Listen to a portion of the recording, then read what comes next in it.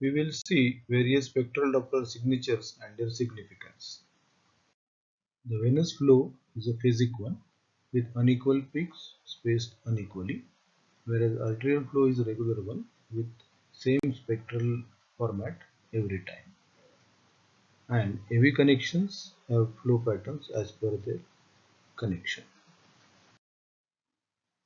The veins can be confirmed by either Valsalva maneuver in major veins or a distal augmentation in smaller veins or all other veins for that matter.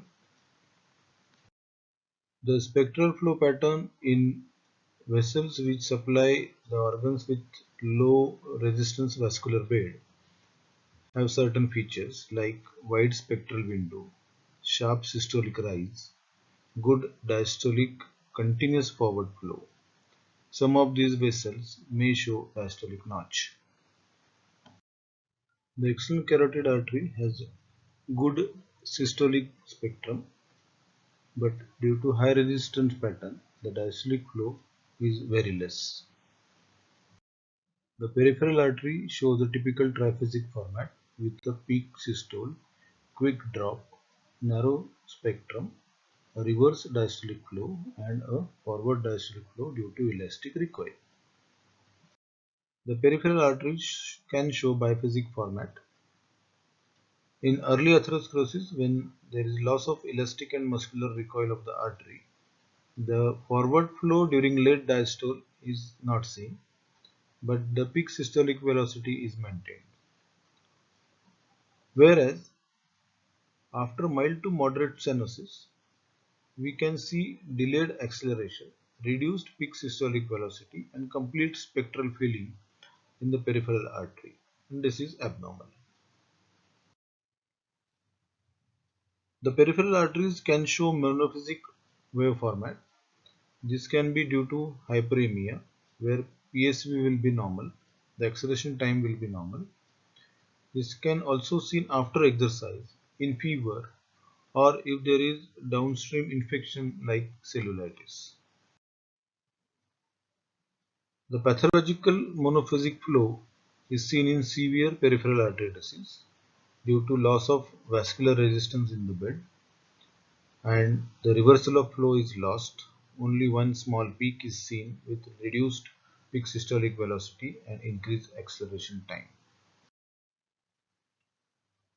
The abdominal aorta proximal to the origin of renal arteries shows continuous flow in the diastole, whereas distal to renal artery origin it shows a biphasic format. The peripheral artery in certain conditions show loss of triphasic flow but normal velocities. This can be due to insufficiency of cardiac pump, stenosis or insufficiency of aortic wall, vessel tortuosity, sampling at branches.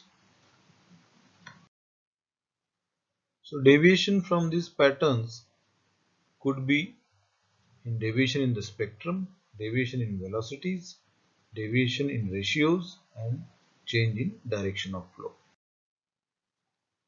Most commonly occurred deviation is due to stenosis in the vessels.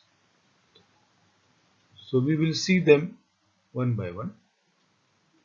Whenever there is stenosis in a low resistance flow, before the stenosis usually the peak is maintained, the diastolic flow is reduced. At stenosis there is increase in peak systolic as well as end diastolic velocity, and in downstream we see that spectral broadening with increased acceleration time. This is example in stenosis in a low resistance vessel. Proximal to the stenosis we see a very good spectral filling in systole and diastole. Velocities are normal. At the site of stenosis, the velocities are greatly increased in systole as well as diastole. So this is severe stenosis. And the vessel distal to the stenosis, you can see very low amplitude flow with reduced PSV as well as end diastolic velocity. The stenosis in a high resistance flow like peripheral artery, here we see a biphasic flow proximal to the stenosis. At stenosis, definitely there is increased flow. The diastolic component is lost, and distally we can see very small peaks with spectral broadening and rounding of the peak. So this is due to a moderate level of collaterals. This is another example where due to severe stenosis even the presystolic peak has reduced. There is little bit spectral broadening. At the site of narrowing you can see a tremendous increase in the peak systolic velocity. There is little bit diastolic reversal, and the collateralization is quite far in the popliteal artery, which shows very small peaks, again rounding with spectral broadening, continuous forward flow. This indicates there is a poor collateral formation. In occlusions, when there is no collaterals, the pre-occlusion artery shows a stump flow.